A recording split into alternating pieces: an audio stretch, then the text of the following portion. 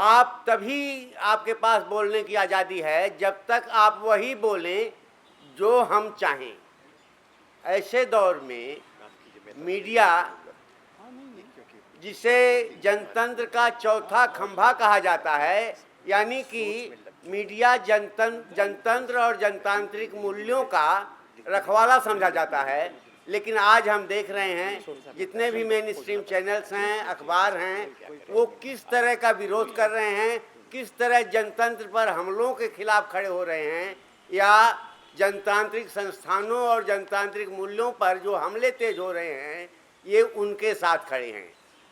ऐसे में आज हमें लगता है कि मीडिया के रोल पर एक बेबाक बहस जरूरी हो जाती है। आज इस कार्यक्रम के लिए प्रेम शंकर झा जी हैं, वरिष्ठ पत्रकार, अर्थशास्त्री और लेखक। हरतोष सिंह बल जी हैं, प्रोफेसर अपूर्वानंद हैं, दिल्ली विश्वविद्यालय के कुछ प्रोफेसर जो लगातार सामाजिक गतिविधियों में सामाजिक चीज़ों में हस्तक्षेप कर रहे हैं, लिख रहे हैं, उसमें प्रोफेसर अपूर्वानंद जी हैं। प्रोफेसर भानु प्रताप मेहता सोनीपत से चले हैं, वो शायद रास्ते में हैं, और प्रतिरोध की मिसाल जलाए हुए हम एक पत्रकार हैं हरतोष सिंह बल। आप सब लोग जानते हैं आज के वक्ताओं में ये चार लोग हैं। अब मैं प्रेस क्लब के अध्यक्ष अनंत साहब को आमंत्रित करता हूं कि वो इस सभा का संचालन करें। अनंत साहब।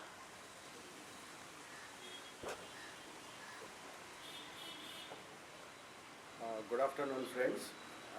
Welcome to Press Club of India for this discussion. We have very distinguished panel here, Mr. Prem Shankar Jha, who was just introduced by my colleague, and Professor Apurvanand जी, हरितोष जी तो हमारे प्रेस क्लब के ही एक साथी हैं, तो उनके अलग परिचय की कोई ज़रूरत नहीं है, लेकिन आज एक बहुत महत्वपूर्ण विषय पे हम चर्चा करने के लिए यहाँ जमा हुए हैं। We have been, especially the media, we have been facing intimidation. We are going through an atmosphere of intimidation, threats, and many other things where Indian media is facing some kind of a muzzling, और जिसे कहते हैं कि press को एक तरह से नियंत्रित करने की कोशिशें काफ़ी लगातार होती जा रही हैं। And you are all aware that Press Club has stood against these measures which were being taken by the government in the recent past. So we are here to discuss these things, especially the role of the media. And here I would like to say that this is not limited to only 2019, because any state power always tries to curtail, muzzle media unless to serve their own interest, and they always want that media should follow their line. So this is not a case of only 2019. The degree might be differing, but intimidation or threats to media always remain wherever any state power is ruling. So friends, I will not take much of your time, and I will, I think, start with Prem Shankar ji. I will start with Prem Shankar ji. Prem Shankar ji has requested us that he will speak in English, and I will request all my panelists that they can make their presentations in 10 to 15 minutes. Sir, 10 to 15 minutes? Yeah. So that after the presentation of the panelists, we can have, will it be okay to have question answer after that? So after that, we can have some questions if you have any. Thank you. Mr. Prem Shankar. ऐसे बैठिए. Very good. Thank you. First, let me apologize for not speaking in Hindi. देखिए, मेरी मातृभाषा हिंदी है और मैं 52 साल से अंग्रेजी में लिख रहा हूँ और आदत पड़ गई है, क्योंकि हमारे मुल्क में 25 विशेष लैंग्वेजेस हैं और अगर हम लोग एक ही ज़बान है जिसमें कि हम लोग सब एक दूसरे के साथ बात कर सकते हैं, वो है अंग्रेज़ी. और सच है कि हिंदी की ऑडियंस बहुत बड़ी है ये हिंदी अंग्रेज़ी से, पर मुझे उम्मीद है कि जो भी हमें कहना है यहाँ या कहीं भी, ये पूरे कोने हिंदुस्तान के कोने कोने तक पहुँचे. So excuse me, I'm going to speak in English for my own sake as well as I think for the larger reach that one wants to have. We are in a moment of, I would say, terminal crisis for Indian democracy. Terminal because for the first time in this election, you have a confrontation between one party or group or movement, if you like, which is a part of the old India pluralistic, secular in a loose and comfortable kind of way, and willing to live with each other's differences and to tolerate each other's whims and fancies. On the other side, you have a party which is monolithic, which wants to change the very nature of India completely, and which is relentlessly has been doing so for the last 5 years.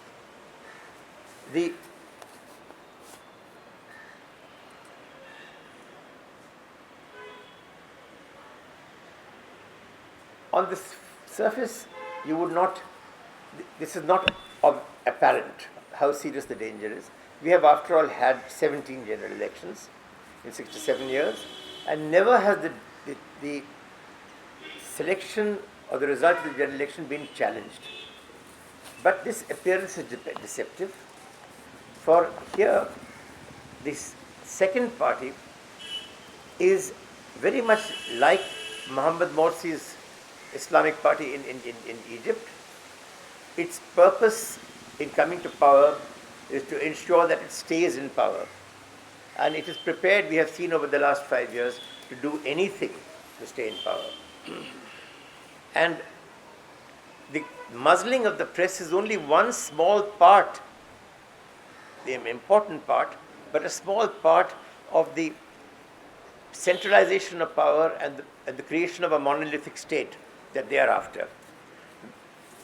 Narendra Modi has no intention whatever of relinquishing power this year. For him, defeat is not an option in the polls. In his first speeches as Prime Minister, he spoke in 2014, he spoke grandly about his plans for the next 10 years. And the plans were simple. He was going to revive economic growth and create 10 million new jobs a year, and to embark upon a religious and cultural revival of the country. And the religious and cultural revival would be of Hindutva leading to Hindu Rashtra. In the last 5 years, he has been an utter failure in the first objective. मैं जरा खड़े होकर बात करूँगा, ये बहुत awkward है. Is this working? Hello? Yes. This is much better. I can see all of you. He has been an utter failure. Industrial growth has stagnated. The number of jobs in industry is now 11 million less than they were 5 years ago. 1 million small and medium-sized industrial units have closed down. Agriculture is in the most terrible crisis it has ever known. Huge parts of fertile land in southern UP, for example, are now lying barren because the farmer cannot take the risk any longer of paying the upfront costs 42% of our land is tilled by tenant farmers who have to pay a rent first. The farmers cannot take the risk of paying the rent and meeting the cost of inputs lest the crop fail. And so they prefer now not to take the risk. Rather than take the risk, go into debt and commit suicide. So the crisis in construction industry is completely dead. So what is left for Mr. Modi is the other half, which is the sensitization of Hindutva and the creation of a new Hindu Rashtra, which is systematically being done in a series of ways. And for that he is changing the whole of the structure of India itself. I want to tell you just what's been happening in a sort of a point fashion, and I hope that we will be able to discuss this much more later on. The first thing that happened when Mr. Modi came to power was there's been a centralization of power in the Prime Minister's office. You know that Mr. Modi has not taken a single press conference. What is not so well known is also that he has not had a single National Development Commission meeting. This is a country of 30, 31, 35 states, I can't remember the number now, and the NDC had become, ever since the end of Congress dominance, the National Development Council had become the center, the place where all policy making was done through consensus for an India based on democracy and consensus. There has not been one National Development Council meeting, and what is more, in January 2015, Mr. Modi suggested that the National Development Council should be closed altogether. It should be wound up. Fortunately, the states objected and that didn't happen. As media people, you know that your access to people in government has been severely restricted. CCTV cameras have gone up in the ministries. You have to sign in. The PIB card, which had so much value before, has lost nearly all of it. You are watched in more senses than one. The officers who talk to you are watched. And therefore, suddenly, as I know from 50 years of experience, the flow of information from inside government has completely dried up. Now, what is left is the propaganda of the government. And then you have the pressure on the media, publish or perish, literally perish, as we just heard. And so what we have been getting now is this tremendous flow of government propaganda, which nobody believes, but there is at the same time no alternative story to believe. So where have people begun to go? They have begun to go to online television, online journals, and particularly you've seen in Hindi the colossal explosion, and I'm sure it's true the other languages also, the colossal explosion of readership and viewership in the social media, online I would call it. I won't call it social media. It's got a bad reputation for me. Modi has also, this government has shown its intentions of centralization and elimination of dissent in a variety of other ways. One is the calculated silence. You have Love Jihad, Ghar Wapasi, Gau Raksha, Romeo, every kind of campaign being run by vigilantes, of whom there are now tens of thousands in the country who have been given the power of life, death, and robbery from the people. And those vigilantes now effectively rule the countryside. And not a single person has been actually, as in 5 years, convicted of anything done under the aegis of these acts. There have been a large number of arrests followed by immediate bail, out you go, and then there is no further action by the police. That is the way they've been doing it. What Modi does is, he could discourage this. He could discourage the killing of people, or the beating up of cattle traders, people Dalits skinning dead cattle, all that, and the blackmail that has gone with it. Because these people are for every one person who's been killed, there have been 1,000 people who have been blackmailed. Paise do, then we'll let you go. And that has continued throughout the country. One result of this, of course, is that the poor have become very much poorer. The collapse of the cattle market. There are only two forms of capital in which the poor keep their savings. One is the jewelry of their women, and the other is their cattle.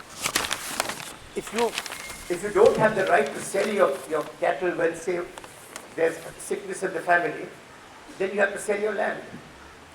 And the cattle markets have collapsed. So this is something that nowhere we will just not get the faintest idea of in the towns. But if you go to the villages, it's very apparent, and there are many articles being written, but they are online on all this. The second thing is, you've seen the assault on the opposition. You all know about the assault on Aam Aadmi Party. I would like to also tell you that it has failed signally, because as some of you know, there was a poll about 10 days or 2 weeks ago carried out with 18,750 people who participated, who were polled in it, which showed that the Aam Aadmi Party still holds 52% of the vote in Delhi. BJP is 36% and the Congress is 5%. So that has failed. But you know exactly how far they went. They have knocked out, effectively tried to knock out two articles of the Constitution, and the Supreme Court had to come in to reinstate them. Delhi state was reduced to the same condition as the Andaman and Nicobar Islands. That had to be reversed. And 15 Aam Aadmi Party people were indicted for various things, for alleged crimes, etc. Now, then the misuse of the CBI to intimidate opposition has been used mainly in Andhra and in West Bengal. Again, all of you are journalists, most of you know the details, but Bengal is a very good example of this, because in 2014 the CBI arrested two TMC MPs and the sports minister, and the West Bengal Director General of Police was arrested by the CBI for allegedly being involved in chit fund scams. 30 months later, 12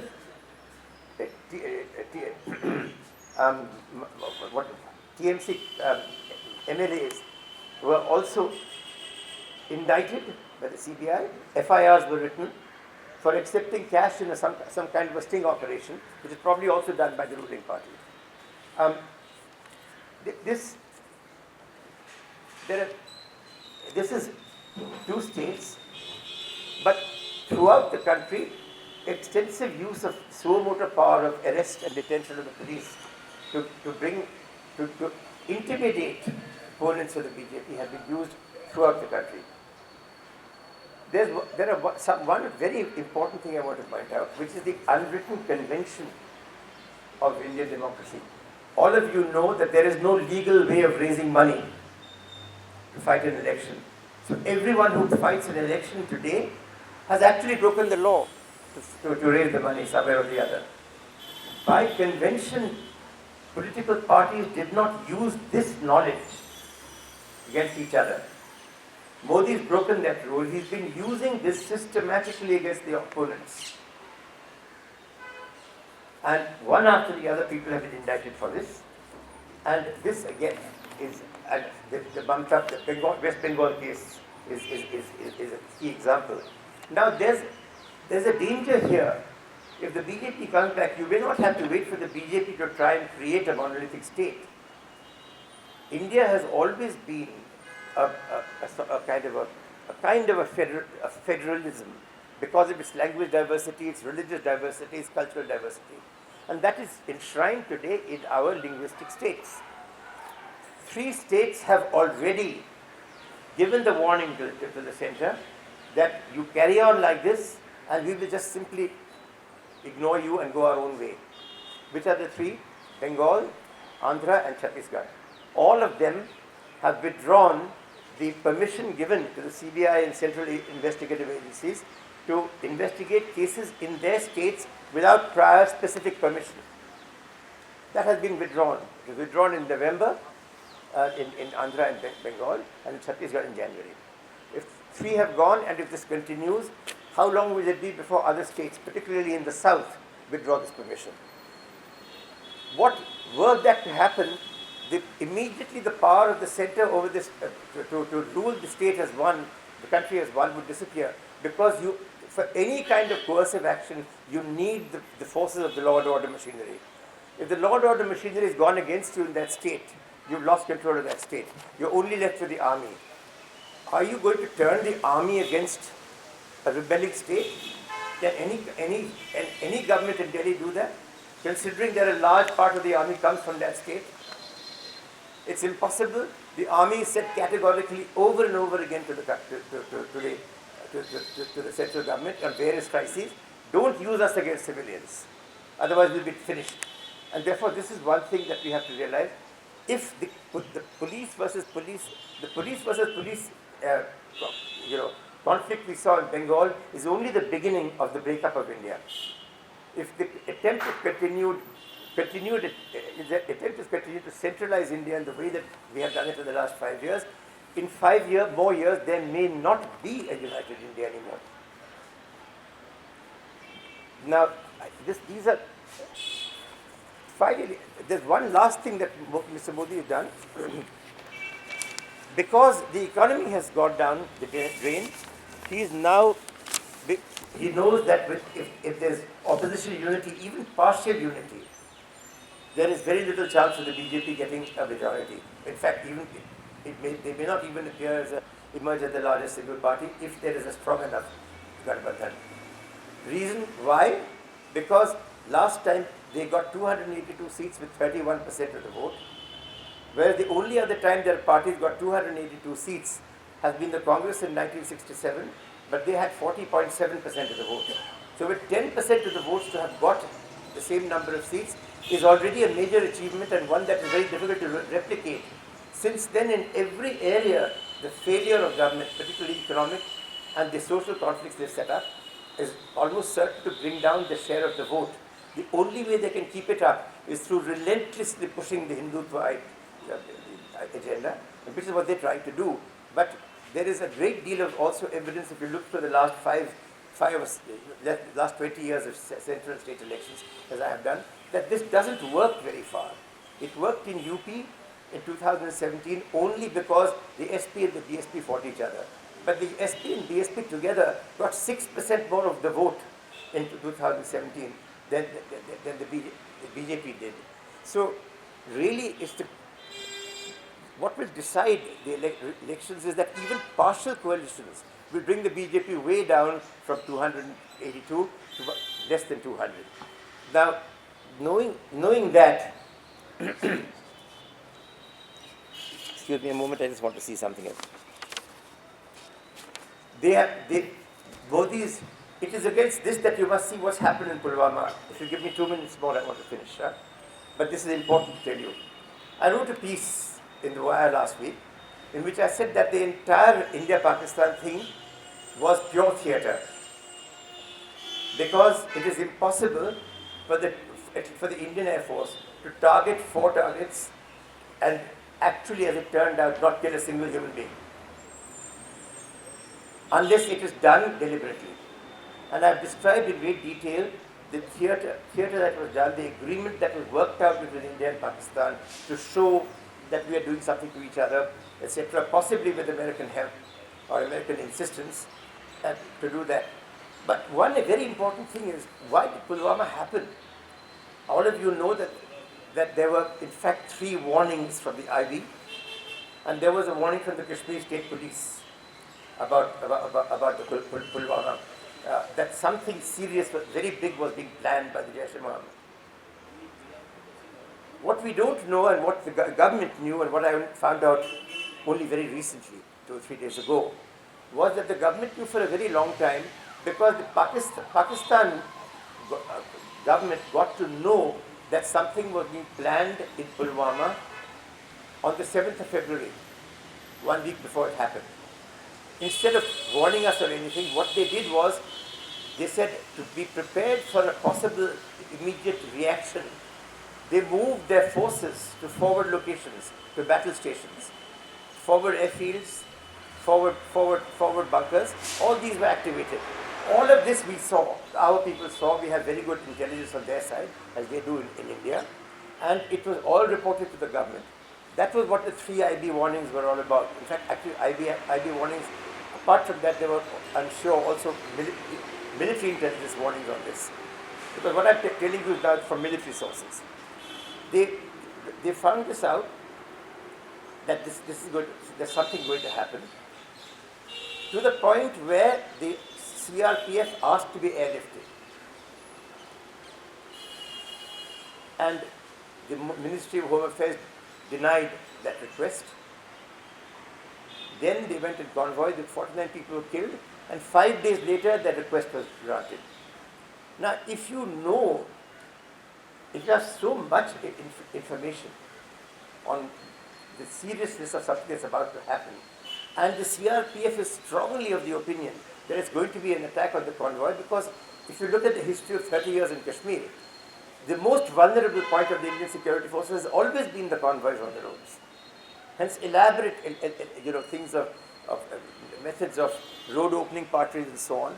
And at one point in time, before they began to use electronic means, 150,000 CRPF men were deployed round the year in Kashmir, patrolling all the roads, line of sight, and I've seen them, but I've gone past them and talked to them also, line of sight off the roads from 5 a.m. in the morning till 10 at night. And then there would be, to make sure that no IEDs had been planted on the road. This was the kind of surveillance that was required. So they know that roads are the vulnerable place. As Afghanistan, they know. What is more, 3 days before the attack in Pulwama, the Jaish-e-Mohammed uploaded a film of an attack on a convoy on a road in Afghanistan and said we're going to do something similar to this in Kashmir. All this is there. I've seen that video, and it was reported by I think the Kashmir correspondent of NDTV. Now the point is, if all that is known, why was the thing refused? And there's only one reason I can think of. Mr. Narendra Modi wanted, I say this knowing exactly what I'm saying, was prepared to take the risk, possibly even wanted a major incident, which in this case led to 49 deaths, in order to create the opportunity for rousing patriotism in order to win the election.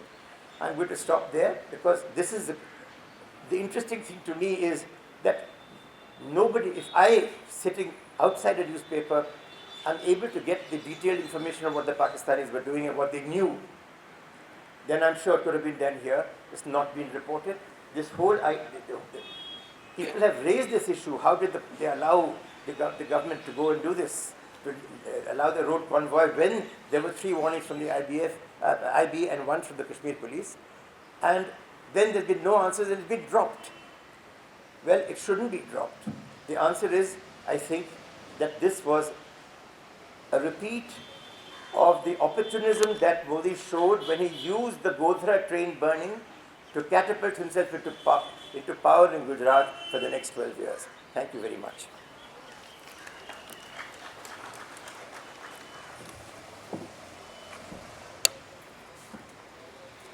Thank you, Mr. Prem Shankar ji. Now, I will request Professor Apurvanand ji to make his presentation. Mr. Jha highlighted many challenges and overall situation which this country is facing right now. And in such a situation, obviously, the role of the media becomes very important. And I hope that Professor Apurvanand ji will highlight and focus on this issue of the role of the media in such a challenging situation. Mr. Apurvanand.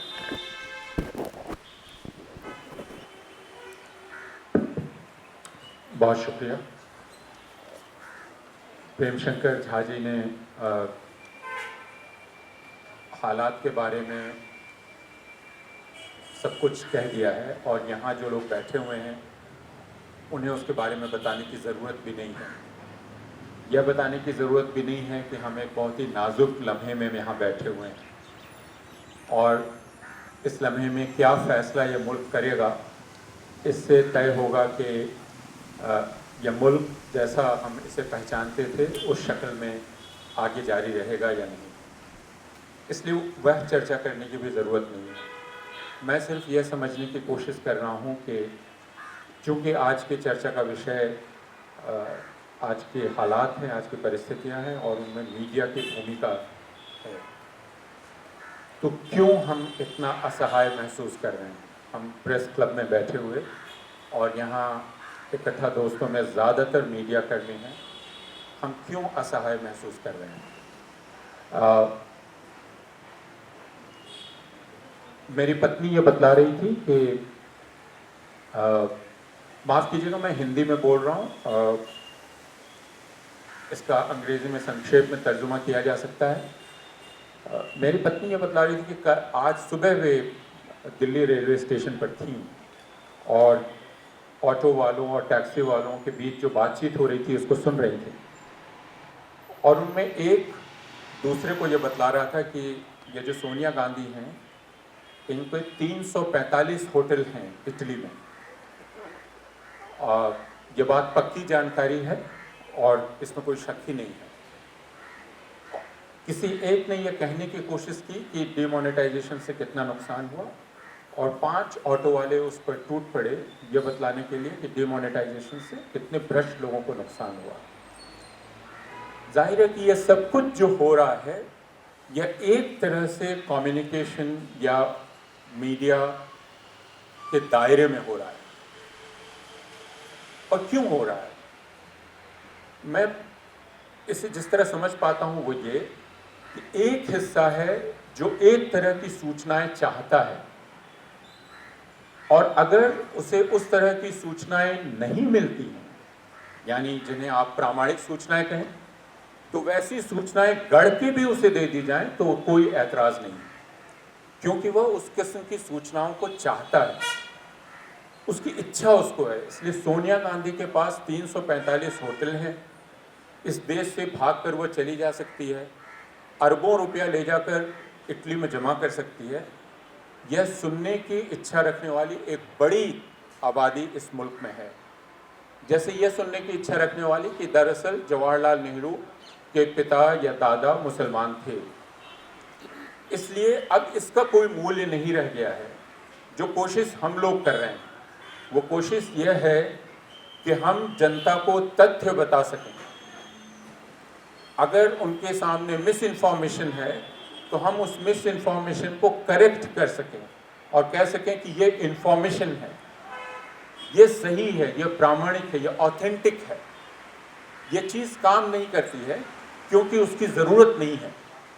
अगर आप उन्हें कहेंगे कि ये authentic information है तो वो कहेंगे कि ये मेरे लिए काम की चीज़ नहीं है, क्योंकि ये मेरे स्टैंड को सपोर्ट नहीं कर रही है और इसलिए उस इन्फॉर्मेशन को लेने वाली जनता नहीं है। और यह हाल कैसे बना? यह हाल क्या सिर्फ पिछले 5 साल में बना? मैं याद करता हूँ राम जन्मभूमि मंदिर अभियान को, और राम जन्मभूमि मंदिर अभियान में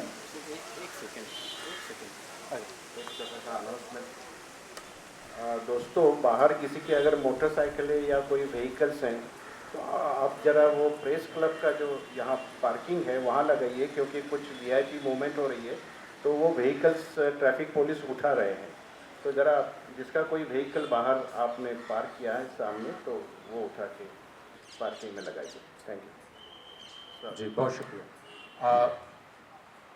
राम जन्मभूमि मंदिर अभियान के दौरान खासकर हिंदी मीडिया ने, हिंदी अखबारों ने जिस तरह की रिपोर्टिंग की और जिस तरह का कवरेज किया, जिसका एक अध्ययन हमारे मित्र बाल मुकुंद ने किया था जो नवभारत टाइम्स में थे, और एडिटर्स गिल्ड ने जिसके बारे में रिपोर्ट की, अगर उस पूरे कवरेज को, उसकी व्याख्या को जो हिंदी अखबारों ने की थी उसको ध्यान दिया जाए तो उसका लक्ष्य रिपोर्टिंग करना नहीं था, न उसका लक्ष्य विश्लेषण करना था, बल्कि उसका लक्ष्य था एक हिंदू नहीं हिंदुत्व की विचारधारा में विश्वास करने वाले पाठकों को तैयार करना, और यह काम उस दौर में बहुत अच्छी तरह से किया गया 80 के दशक के अंत में, जिसमें हिंदुत्व की विचारधारा में विश्वास करने वाले पाठक तैयार हों, जो और किसी चीज़ को पढ़ने और सुनने के लायक भी न रह जाएं, न उसकी उनमें कोई इच्छा रह जाए। इस काम को दूसरे ढंग से किया टेलीविज़न ने और टेलीविज़न के आने ने, जिसमें मैं खासकर हिंदी समाचारों को देख रहा था, और हिंदी समाचारों में जिस तरह पेश करने का अंदाज होता था खबरों को, उसमें तथ्यों का महत्व नहीं था। अगर हिंदी खबरों को पेश करने के अंदाज और अंग्रेजी खबरों को पेश करने के अंदाज को देख लें तो ये माना जाता था कि हिंदी जनता नारेबाजी की भाषा में विश्वास करती है और भाषणबाजी की भाषा में विश्वास करती है। इसलिए आप उसे एक मोटा मोटी भाषा दीजिए, नारों की भाषा दीजिए, चीखती चिल्लाती हुई भाषा दीजिए, और इस तरह उसकी जो सुनने की ताकत है या सेंसिबिलिटी है उसको पूरी तरह से ख़त्म कर दीजिए।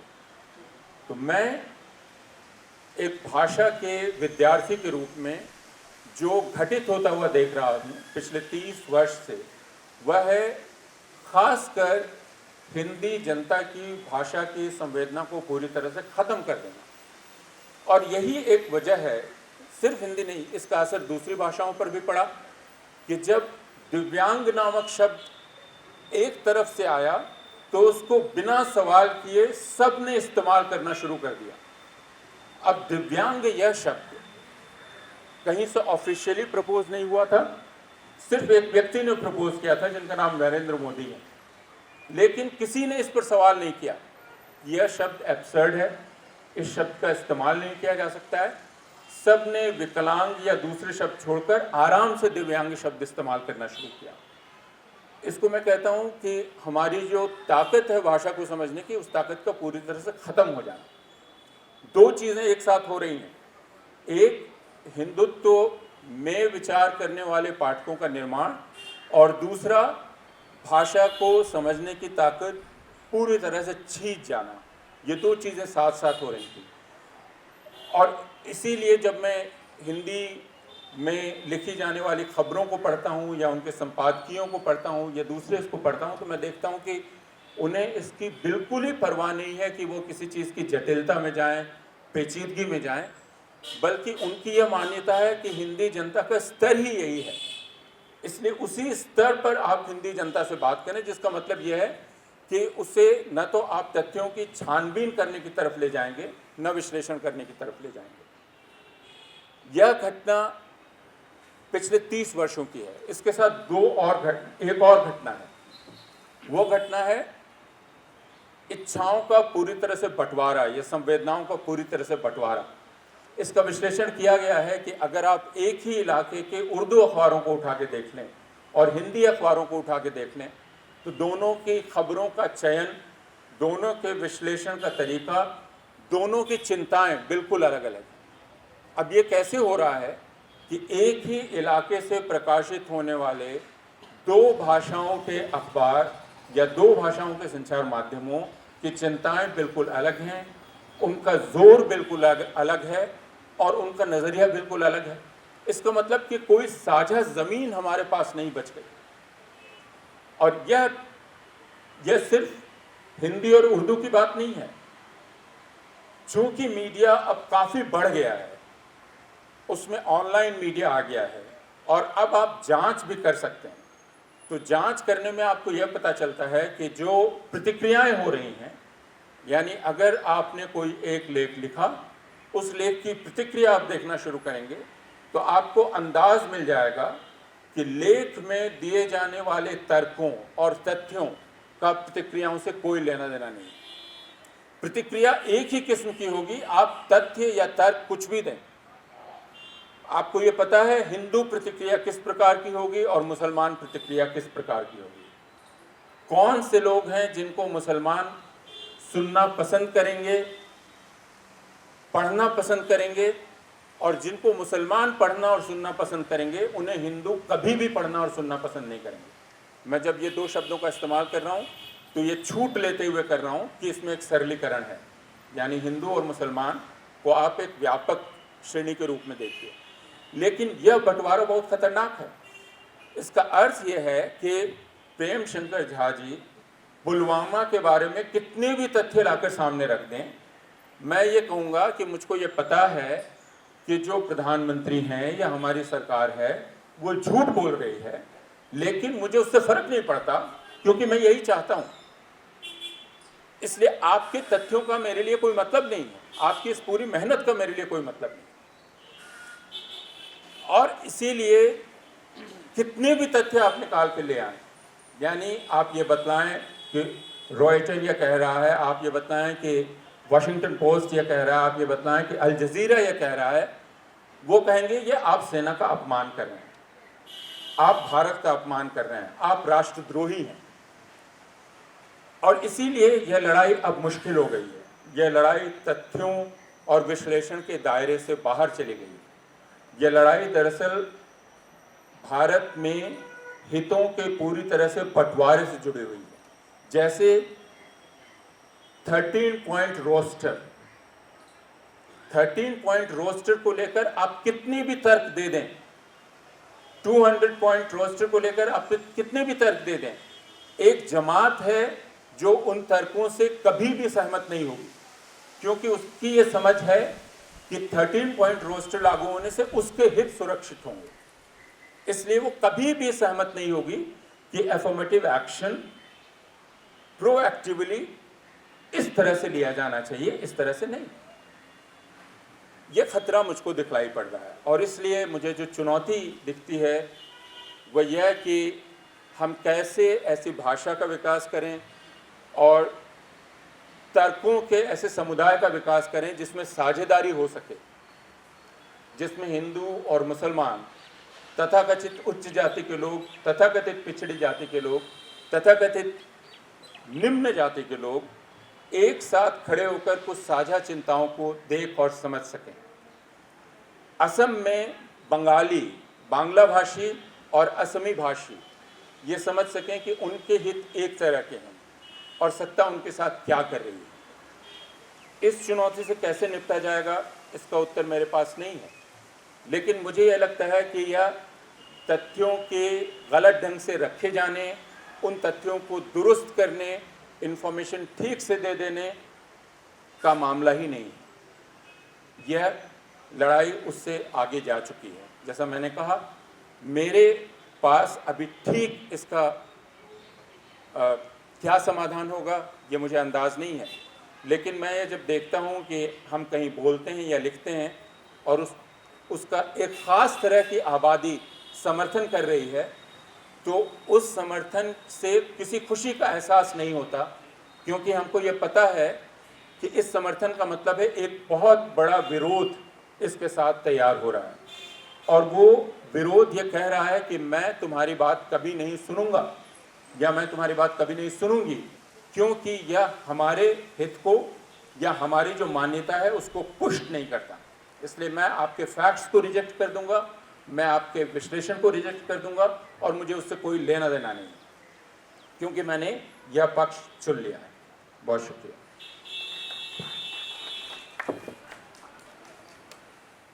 धन्यवाद अपूर्वानंद जी। बहुत ही अपूर्वानंद जी ने विषय को आपके सामने रखा है और मुझे लगता है कि अपूर्वानंद जी ने जो कुछ कहा बहुसंख्यकवाद की तरफ काफ़ी तेज़ी से बढ़ रहे हैं और इस मेजॉरिटी और इस बहुसंख्यकवाद के सामने बाकी मुझे लगता है सारे तर्क हो या सत्य हो या वास्तव हो, उसके लिए कोई जगह नहीं शायद रही है। अब मैं आमंत्रित करता हूँ मिस्टर हरितोष बल जी को। हरितोष जी। In terms of, I will speak in English because I do not for one believe that the battle will be fought. If you stand up, people will be able to see you. But I'll prefer to sit. That this battle can only be fought in Hindi or it can be fought only on terms of Hinduism. This battle is much larger. And no language has a preserve over this battle. No identity has a preserve over this battle. There is very little to say about Narendra Modi and this government. I think all of us know what the problem with this government is, what has happened with the media. I think the Surya Express story was just repeated. The Surya Express story was just repeated by some of my colleagues that I was there about 15 days before for a discussion on the post-Pulwama. It was rare that you could have an open discussion which could raise doubts and questions about what the government was doing. 15 days later, unsurprisingly, those people who enabled that atmosphere at the channel had been sacked and removed. This is the usual story of this government. This is the usual story of the Modi government. And we are living in an era of the WhatsApp university. I was recently in Bombay. A friend of mine was here from Assam. You can go to any part of the country and you will hear the same kind of rhetoric, which is, if Jawaharlal Nehru had not given up the UN security seat, today Modi would have shown Pakistan what the truth of our times was. There is very little you can do to challenge beliefs like that. No amount of writing can change that. So what is the role of the media at such times? What is the media supposed to be doing? First of all, the media's position is a skeptical one. We should be able to report whatever comes our way. But it is also our job to highlight the issues that are central to an election. And I, for one, and I keep hearing this all the time, I do not believe that the central fact of this election is defeating Modi. It is a renunciation of our role as journalists to skeptically look only in one direction. What are you going to defeat Modi with? Who is asking those questions? Did Modi come to power on a platform of Hindutva? If he didn't, what was the platform he came to power on? Why was that platform possible? That platform was possible because of the weakness of the Congress and the opposition. Has the Congress and the opposition learnt any lessons from the weakness of that platform? You turn around and ask them. A senior congressman in the presence of a young reporter of mine at Caravan, he didn't know that the reporter was from Caravan, was a reporter, is saying that, अगर हमारी सरकार आती है तो media को tight करना पड़ेगा. तो this is what we are headed for. ये टाइट कर रहे थे, ये हटेंगे तो ये अपनी तरफ से टाइट कर देंगे. This is the lesson the Congress has learn from these 5 years. Institutional क्या स्ट्रेंथ्स बढ़ानी है, यूनिवर्सिटीज़ में क्या करना है, what should be done with the NGOs, what should be done with the media. I have not heard anybody in the Congress espouse a view that is different. और अगर वो पावर में आएंगे, क्या 2 साल के बाद वो फिर मोदी को लेके आ जाएंगे? हम लोग और तंग होंगे, वो लोग तो अपना काम, अपनी कमाई करते रहेंगे. So where are the questions to the Congress? Why is the opposition getting a free ride at our times? We are writing about Modi, those of us who are critical. Why are we not asking questions of the opposition? And why do I raise this? Because after all, what is Hindutva? Let us be clear what the central core battle of these elections is. Hindutva is a vehicle for taking a minority. What is that minority? The upper caste Hindu vote, and converting it into a majority by usurping as many of the OBCs as possible as part of that identity and winning an election. If that is the central battle that Modi poses before us, and the RSS is central to that battle, what is the answer to that battle? That is a battle that is being fought by Akhilesh, it is being fought by Mayawati. The Congress is not fighting that battle. I speak as somebody who's an Indian citizen, but also whose identity does not come from Hinduism or the Hindi belt. After Pulwama, I have not heard such negativity about a government or skepticism about its claim from Punjab as I was a reporter in Punjab during Kargil. There is nobody in Punjab today, and this is a state where everybody has relatives in the armed forces. There are people who are very much part of the national security discourse, who today do not believe this government, who do not believe the threat they claim is from across the border. They seem to feel the threat is much more from inside today. Hindutva is alienating not just Dalits, it's also alienating every other minority. In the face of this, what is Congress offering us? What is the Congress offering us? It is also offering us the same vehicle for the same upper caste Hindu ideology. You can call it more tolerant. It serves the same purpose, the same dangers, the same damage. And that is the only option that is being given to a vast variety of people. As a Muslim in this country, what are you choosing? You are choosing between one party that actually wants you dead or quiet in such a way, and the other that doesn't want to take your name, will not put up a Muslim leader and put it forward, and let the term minority be a part of its agenda. So the battle is to be fought on economics, it is to be fought on demonetization, it may be fought on corruption, but we will not talk about identity, we will not talk of caste, we will not talk about Hinduism, its uses and misuses, or Hindutva. And I'm saying it is the job of the media, popular or unpopular, to keep coming back and raising these questions. It is not our job to ensure the victory of the Congress. That is not what the media is there for. It is not our job to ensure the defeat of Modi. It is our job to ask questions, pose out the dangers and threats that Modi represents.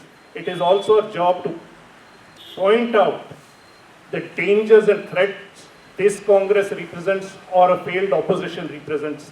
Because if we elect a failed opposition to power, 2 years later we will be seeing a Modi with 400 votes sitting in the center, and we will have no ability to resist any longer. And that during these times. So our threat, our role is simply not to look in one direction, but to look in every direction and be skeptical, while understanding that the real threat is to the ethos of the constitution of this country, not to some Indic tolerance, not to some Hindutva, but to the constitution that allows me, speaking in a non-Hindi language, representing a non-Hindu ethos, to claim that I am an equal citizen of this country, and I am not going to be represented by the Hindi belt Hindu, some hegemony that is going to decide, an upper caste hegemony, what this country should be about. And I think that's the role of the media. Thank you.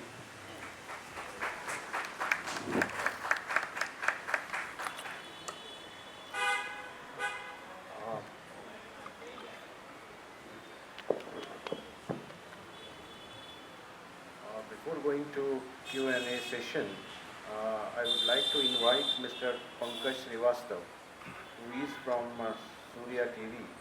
He wants to make some presentation before us.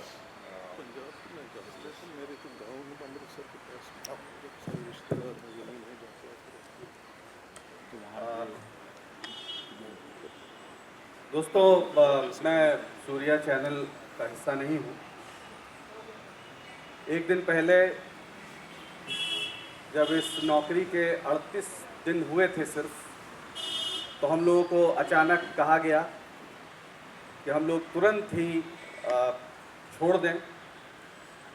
31 मार्च आपकी आखिरी तारीख है, तो हम लोगों ने सोचा कि 31 मार्च है, दफ्तर जाते हैं, देखते हैं कि क्या कर सकते हैं। एक दिन गए, थोड़ा माहौल तनावपूर्ण था, और आज हम लोग गए तो फिर दफ्तर में घुसने नहीं दिया गया और कहा गया कि आप लोग अपना पैसा जो है वो सब करके और जाइए। तो बहरहाल हम 38वें दिन मुक्त हुए, और एक तरह से ये टर्मिनेशन बर्खास्तगी है। जब मोदी सरकार आई थी तब मैं IBN 7 में एसोसिएट एडिटर था। आने के कुछ दिन बाद वहाँ से भी बर्खास्त हुआ। तो मैं उन सारे लोगों को जो अपने डबल MA होने पर गर्व करते हैं, उनको आज बता रहा हूँ कि मैं डबल बर्खास्त हूँ। आप बहुत खुश मत होइए। तो एक 5 साल की जो यात्रा है मोदी सरकार की, वो अगर मैं देख रहा हूँ तो वो ये है कि जो लोग भी पत्रकारिता करना चाहते हैं, मैं बिल्कुल हरतोष की इस बात से सहमत हूँ कि हमारा काम किसी को जिताना हराना नहीं है। हमारा काम रिपोर्ट करना है और हमें बताना है कि देश में क्या चल रहा है। जैसा कि कुछ समझदार लोग कहते हैं कि अखबार इतिहास का पहला ड्राफ्ट होता है। हालांकि आगे वो ये भी कहते हैं कि कविता अंतिम ड्राफ्ट होती है। बहुत लोगों को कविता पसंद नहीं है तो वो ना माने, लेकिन ये तो मानना पड़ेगा कि इतिहास का पहला ड्राफ्ट अखबार यानी मीडिया है, और हमें अपने समय को डॉक्यूमेंट करने से रोका जा रहा है। ये शायद हमारे साथ ही धोखा नहीं है, ये मीडिया के साथ धोखा नहीं है, इस देश के साथ धोखा है। इस देश के भविष्य के साथ धोखा है, ये पूरी मानव सभ्यता के इतिहास के जिस चरण में आज हिंदुस्तान है उसके साथ धोखा है। तो कुल मिला के ये भारत नाम के विचार के विरुद्ध एक अभियान है। सवाल यह है कि हमें रोक कौन रहा है? क्या हमारा एडिटर रोक रहा है? क्या हम रुक जा रहे हैं? क्या हम लालच की वजह से कुछ कर रहे हैं? नहीं। आज जो भी लोग मीडिया में दावा करते हैं कि वो अच्छी पत्रकारिता कर रहे हैं या कर सकते हैं, माफ़ करिएगा, आप नहीं कर रहे हैं। आपके मालिकों का एक फैसला है, और वो चुनिंदा मालिक या कॉरपोरेशंस ऐसे हैं जो इस सरकार के सामने तनकर खड़े होने की किन्हीं भी वजूहात से उन्होंने फैसला ले रखा है, जो बहुत ही छोटे तादाद में, बहुत ही छोटे तादाद में। इसलिए आप वहाँ कुछ कर पा रहे हैं। अफसोस ये है कि इस देश में जो मीडिया में मोनोपोली है वो एक बहुत ही खतरनाक स्थिति में पहुंच गई है। इस देश का जो सबसे बड़ा उद्योगपति है वो इस देश के 60-70% मीडिया पर कंट्रोल कर रहा है। अगर नहीं कर रहा है तो उसके विज्ञापन वहाँ पर इस कदर हैं कि कोई उसके खिलाफ या उसकी इच्छा के जो नैरेटिव वो चाहता है इस देश में, पॉलिटिकल नैरेटिव भी, उसके विरुद्ध आप कुछ नहीं कर सकते। तो बचा कौन है? इस देश के सारे पूंजीपतियों ने जो अखबार चलाते हैं, जाहिर है हमें मानने में कोई एतराज़ नहीं है, या तो पार्टीज चलाती हैं या पूंजीपति चलाते हैं। कुछ उसमें से ऐसे भी हैं जो शरीफ लोग हैं जिनके पास पैसा है और शराफत बरकरार है। ये कुछ आश्चर्य होते हैं। हमारे यहाँ भी कुछ लोग हैं, कैरवैन चल ही रहा है, आज तक चल रहा है। तो वो फैसले कर रहे हैं वो, पर जो पूरा रात दिन एक अभियान है मीडिया का, वो सूचनाओं को देने से ज़्यादा, जाहिर है मैं समय बस ख़त्म कर रहा हूँ, सूचना के खिलाफ मैं सीधे शब्दों में कहूँ तो मूर्खता को संगठित करके सरकार हो जाने का ये अभियान। ये सरकार एक दिन में नहीं आई है, 10-20 साल की मेहनत, 25 साल की मेहनत के बाद आई है। एक ऐसे लक्ष्य को लेकर आई है जिसको हम कह सकते हैं कि पूरी तरीके से एक प्रतिगामी ताकत है, देश को पीछे ले जाने वाली ताकत है।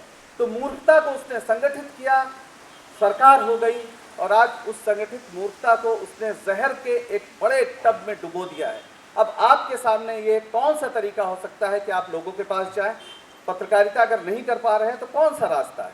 हम कैसे बताएं लोगों को? जाहिर है सरकार बनाना बिगाड़ना हमारा काम नहीं है, पर जो सोशल मीडिया प्लेटफॉर्म है जिस पे हमारे जैसे लोग बहुत कुछ कोशिशें करते हैं, उनकी सच्चाई ये है कि उनके पास कहीं से कोई साधन नहीं है।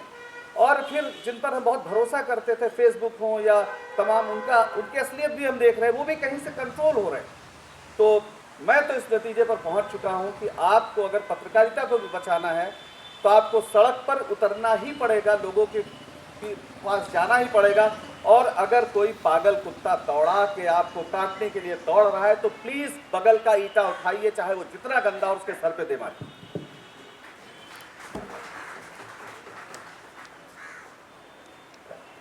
धन्यवाद पंकज जी। अब मैं आमंत्रित करता हूं कि अगर 4-5 ही सवाल अगर हम अलाउ कर सकते हैं, क्योंकि समय की पाबंदी है, तो अगर कोई सवाल करना चाहते हैं तो आप जिस पैनलिस्ट को आप सवाल करना चाहते हैं उनका नाम लिखिए और अपना भी परिचय दें।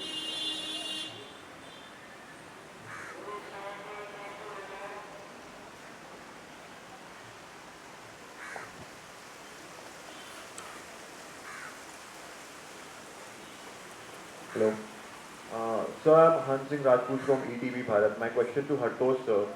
Sir, you mentioned about how media's role is not to make the opposition win or anything like that. But if we see the social media, I'm just coming to the social media aspect of it. There's so much of fighting going on social media every day, be it any platform, Twitter, Facebook. So what is your message to those people, especially of my generation, of the younger generation, who are fighting over BJP and Congress every day? I don't know.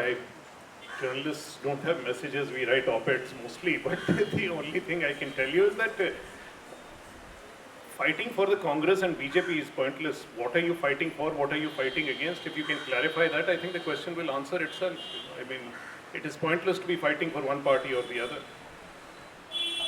May I just add one thing here?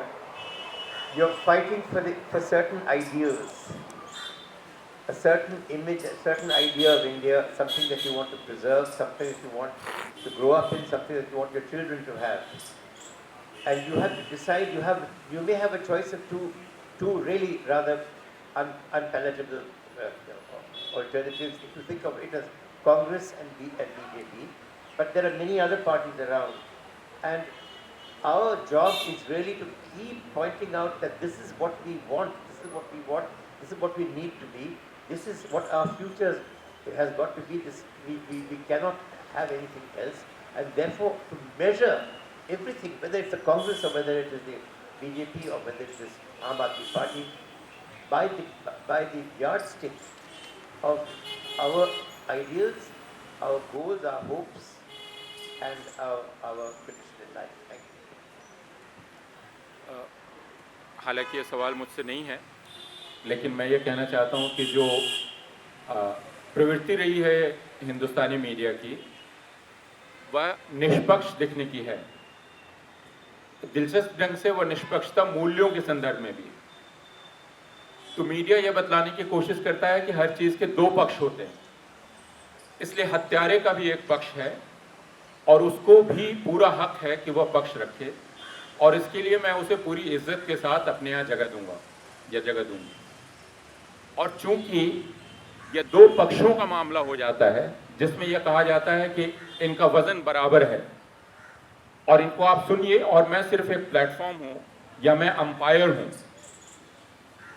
यह पूरा तरीका पिछले वर्षों में विकसित किया गया है। टेलीविज़न ने इसको एक कला की तरह विकसित कर दिया है, जिसमें आप मुस्लिम हेटर्स, क्रिश्चियन हेटर्स को बिठा सकते हैं, वहाँ से गालियाँ दिलवा सकते हैं और इसको स्वीकार्य मान सकते हैं। तो यह स्वीकार्यता इतनी ज़्यादा बढ़ा दी गई है कि अब किसी भी चीज़ का कोई अर्थ नहीं रह गया, क्योंकि हर चीज़ का वज़न बराबर है, दो पक्ष हैं हर चीज़ के।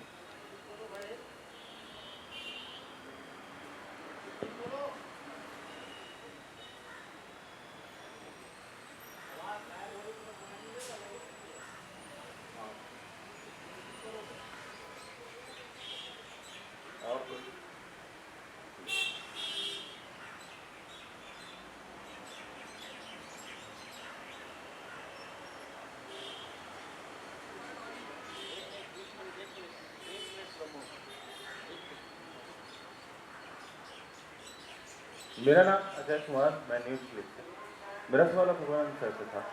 सर, आपने कहा कि हितों का बंटवारा हो चुका है, लोग अपना पक्ष ढूंढ लेते हैं। तो एक तरह से देखा जाए तो अगर साधारण विमर्श में जाएं तो एक पक्ष तो राजनीति तय कर देती है कि मैं कांग्रेस, तुम भाजपा, वहाँ पर एक राहुल गांधी और एक मोदी दिखते हैं, तो जो सबसे बड़ा हित दिखता है मोदी में, तो एक साधारण जनता उसको चुन लेती है। और दूसरा पक्ष अगर हम देखें, जो गहरे रूप से बहुत दिनों से चलता आ रहा है, अगर हम अपनी पत्रकारिता में देखें तो वहाँ पर पॉलिटिकल स्ट्रेटजी पे बात होती है, कौन जीतेगा, कौन चेहरा अच्छा है, कौन क्या है। सरोकारों के मुद्दे बिल्कुल नहीं। कॉन्स्टिट्यूशन सब करते हैं, लेकिन किसी को पता नहीं कॉन्स्टिट्यूशन क्या है, उसके बारे में कभी कोई चर्चा नहीं। तो ये जो सारी चीजें हैं जो हिंदी के जगत में कहीं नहीं आती हैं, इसको लेकर कभी कोई चर्चा नहीं। आप एक पक्ष क्रिएट करते हैं और पक्ष पर हमला करते हैं और ये कहने की कोशिश करते हैं कि आप पूरी तरह से बेकार हैं।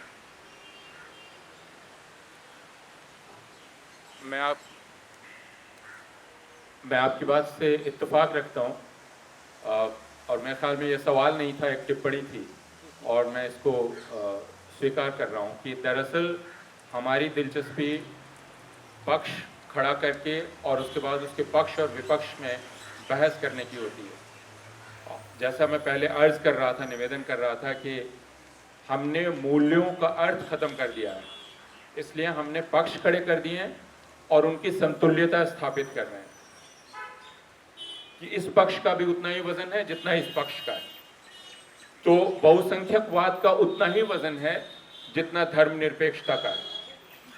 तो हिंदुस्तानी मीडिया ये नहीं कहता है कि धर्मनिरपेक्षता मेरा बुनियादी मूल्य है, बल्कि वो ये कहता है कि धर्मनिरपेक्षता और बहुसंख्यकवाद दोनों का मेरे लिए एक ही मूल्य है।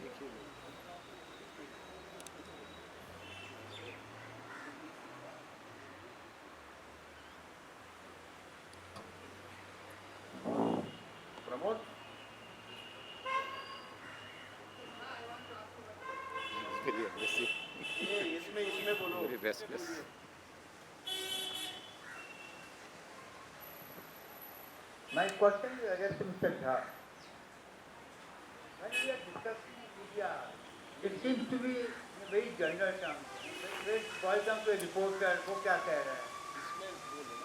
But the point is, a position which he occupied at one point of time, what advice he has given to the people who succeeded him. The media is being suffocated at his level, at that level.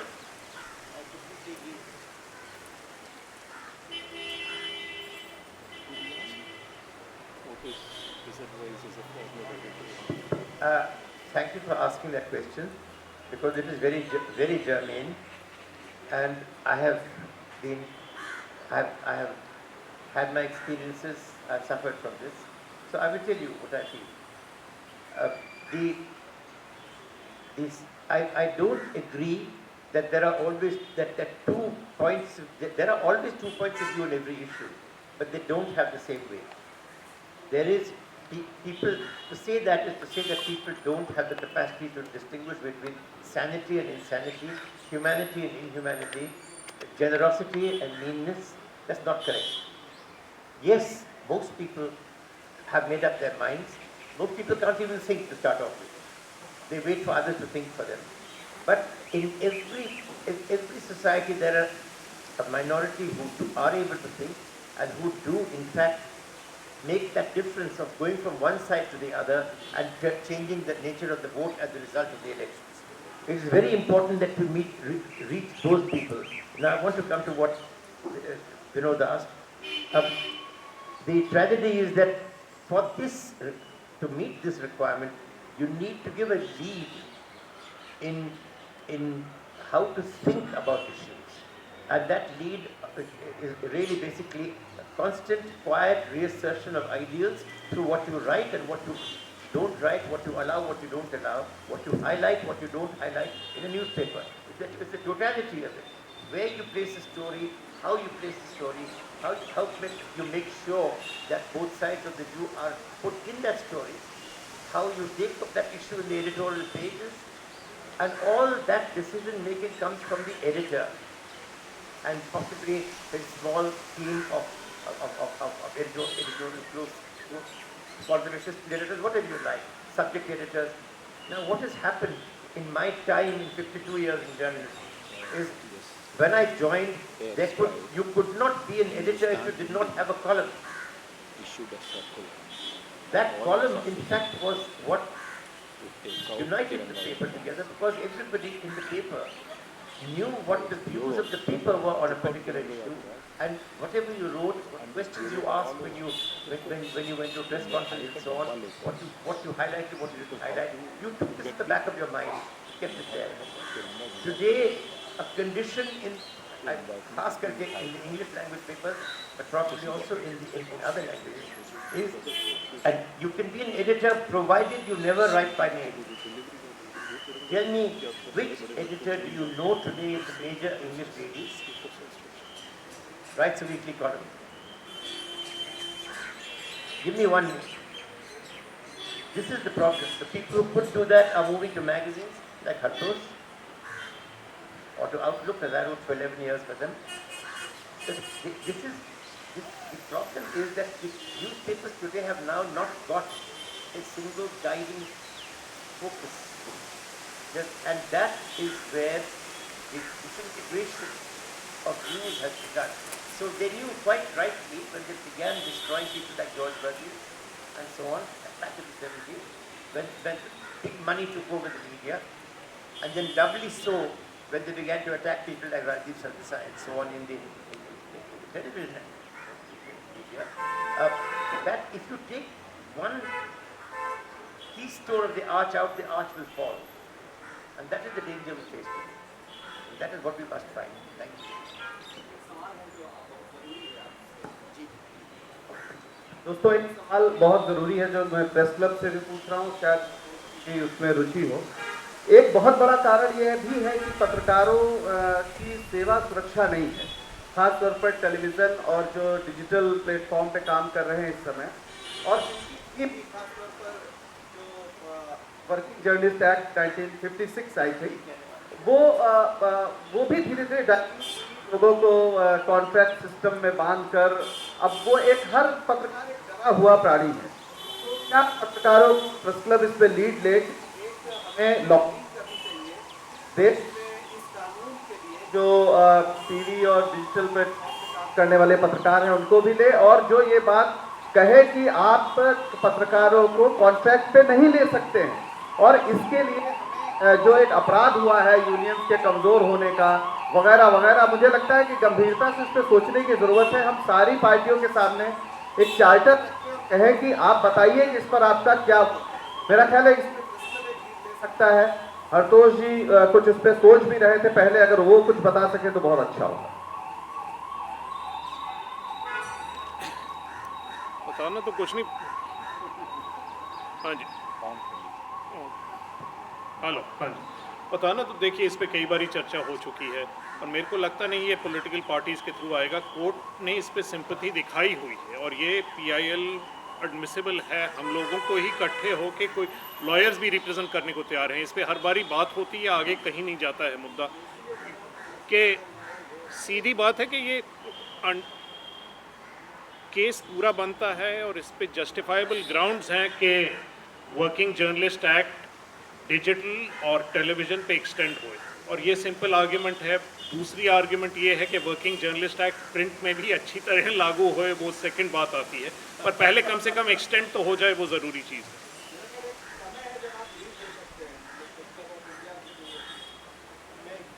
मैं भी एक शब्द कह सकता हूँ इसके बारे में। मुझे अच्छी तरह याद है क्यों वर्किंग जर्नलिस्ट एक्ट ख़त्म हो गई। वो हुई क्योंकि एक तो जब तक कि उनके नए न्यू राउंड्स ऑफ वेजेस आते थे तब तक इन्फ्लेशन बहुत आगे बढ़ गई रहती थी। उसके बाद जो एम्प्लॉयर्स थे, जो इस वेज बोर्ड में वो भी शामिल थे, वो 8-8 साल तक, मेरे एक्सपीरियंस अनुभव में मैं कह रहा हूँ, 8-8 साल तक वो इंटरवेंट नहीं करते थे, वो कोर्ट जाते थे। इस कारण मैं आपको कहता हूँ कि जब मैं इंडियन एक्सप्रेस का, फाइनेंशियल एक्सप्रेस का एडिटर था, मेरी तनख्वाह 4,900 रुपये और मैं बहुत खुश था। आजकल 3.5 करोड़ मिलता है एडिटर्स को। ये इसीलिए इस कमज़ोरी को लेके एम्प्लॉयर्स ने कॉन्ट्रैक्ट देना शुरू किया, हम लोग वो एक्सेप्ट करना शुरू किए, और अगर अब एक दफ़ा जबकि वो ब्रेकअप हो जाता है तो ब्रेकअप ही रहता है। मैं आपसे एक बात पूछना चाहता हूँ, आपने देखा है कई एडिटर्स निकाले गए हैं अपने काम से, अभी सूर्या की पूरी टीम निकाली गई है।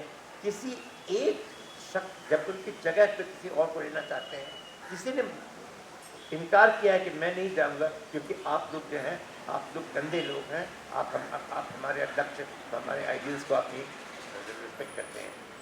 No editor who has been sacked has had no employer had the least difficulty in finding somebody else to replace him.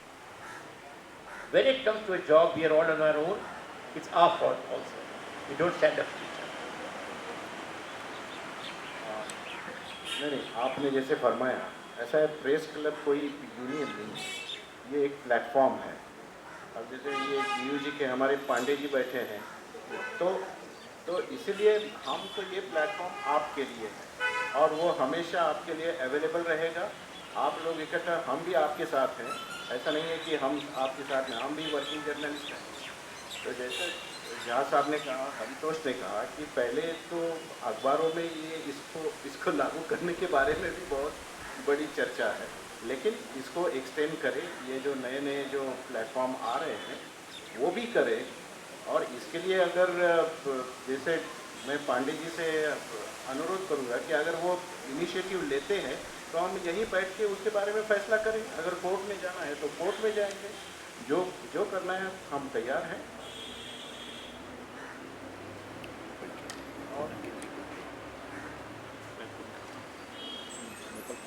खत्म कर देना चाहिए।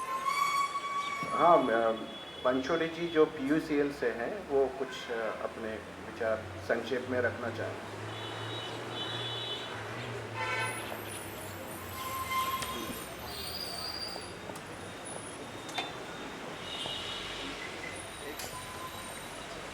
साथियों, मैं तो सुनने आया था, लेकिन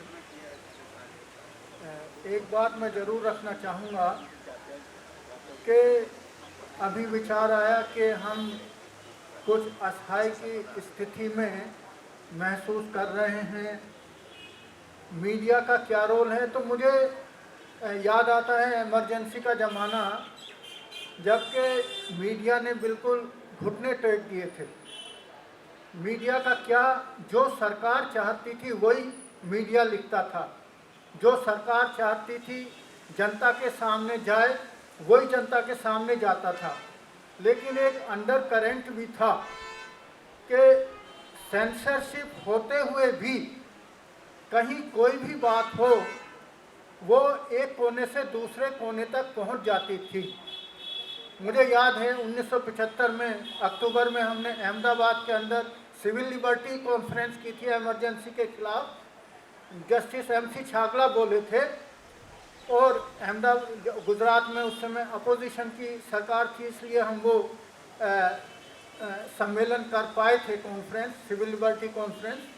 लेकिन और सारे पेपरों ने उनकी स्पीच को सेंसर कर दिया था, किसी पेपर ने नहीं छापा था। एक दो लोकल पेपर ने, जो गांधीयन पेपर थे, उन्होंने छाप दिया था, उनके खिलाफ एक्शन हुआ। लेकिन छागला ने क्या कहा वो पूरे इंडिया में फैल गया था उस समय। तो ये हमारी जो, और फिर इलेक्शन में जब इलेक्शन हुआ तो पार्टियों ने तो कहा हम तो नहीं लड़ सकते। जॉर्ज फर्नांडिस ने कहा हमारे तो लोग जेल में हैं, इमरजेंसी अब भी है, सेंसरशिप है, हम कैसे लड़ेंगे। तो और पैसा भी नहीं है, 1.5-2 महीने में सब कुछ करना है। लेकिन वो गरीब लोग, मजदूर लोग, किसान लोग वो आगे आए, वो वॉलंटियर बने उन्होंने। तो हमको जनता पे विश्वास करना चाहिए। कुछ भी कर लें, ये पार्टियां कुछ भी जोड़ तोड़ कर ले, लेकिन यहाँ की जो जनता है, आम मजदूर, गरीब, किसान, ये भी कुछ सोच रहे हैं। और मैं समझता हूँ कि वो ज़रूर एक अच्छा जवाब देंगे और मुझे बिल्कुल इस पर भरोसा है। धन्यवाद। धन्यवाद पांशुल जी। मैं आमंत्रित करता हूँ हमारे साथी वोट ऑफ थैंक्स के।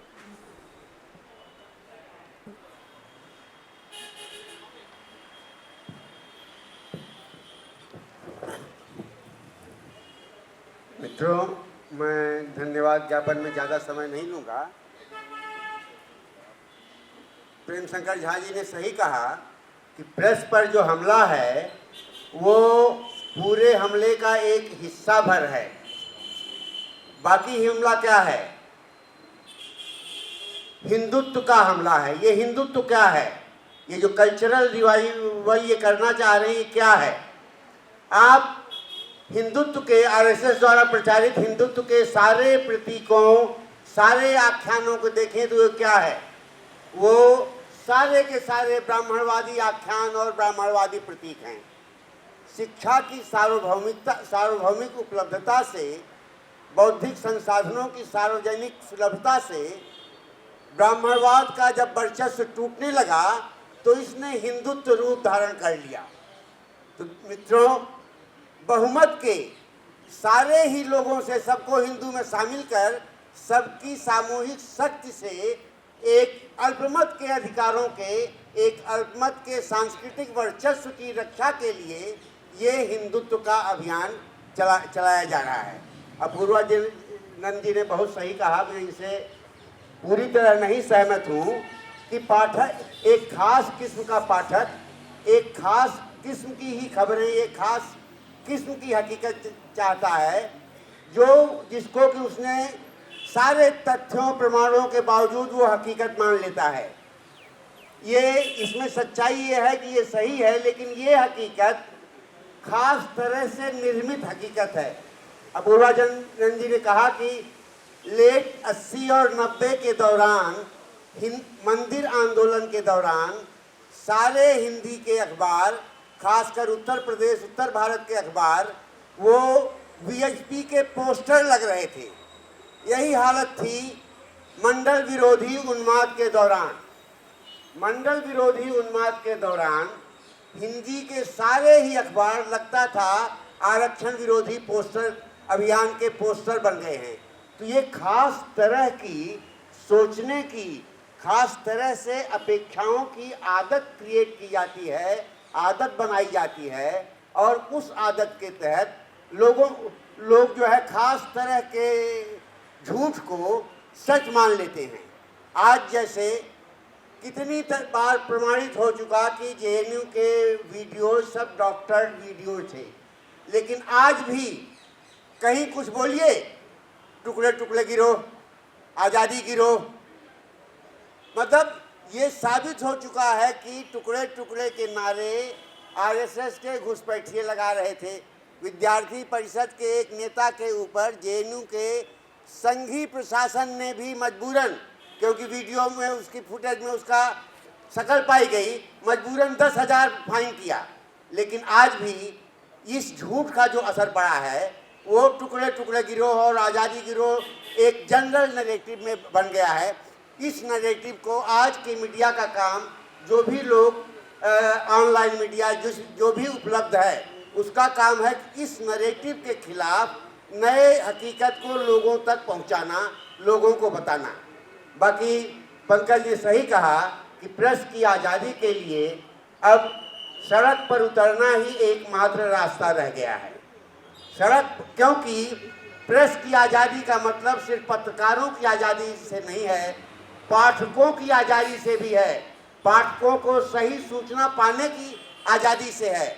आज की ये जो बिकी हुई मीडिया है वो न सिर्फ सूचनाएं नहीं देती बल्कि मिस इन्फॉर्मेशंस देती है, मिथ्या प्रचार करती है।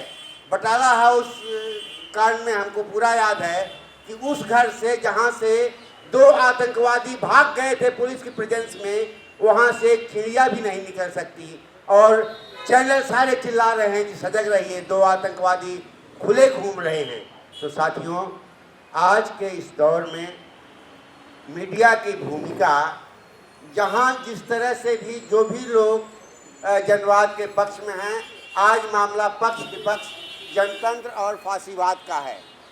और मैं साथियों से सहमत हूँ, कांग्रेस अगर आ जाएगी तो कोई बहुत फर्क नहीं आ जाएगा।